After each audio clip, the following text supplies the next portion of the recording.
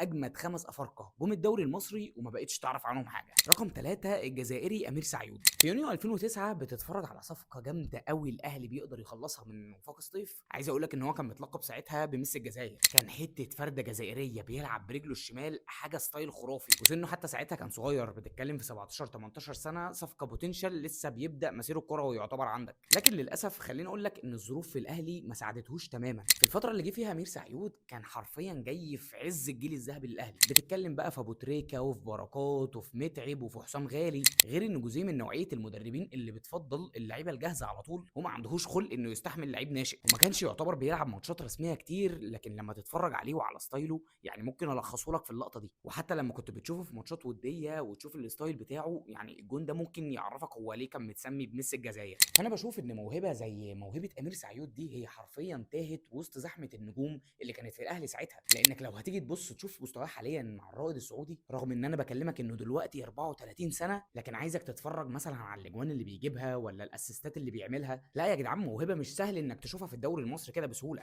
وقول لي انت كمان على موهبه افريقيه جت الدوري المصري لفتت نظرك واختفت بعدها، واستنوا الاجزاء اللي جايه عشان تعرفوا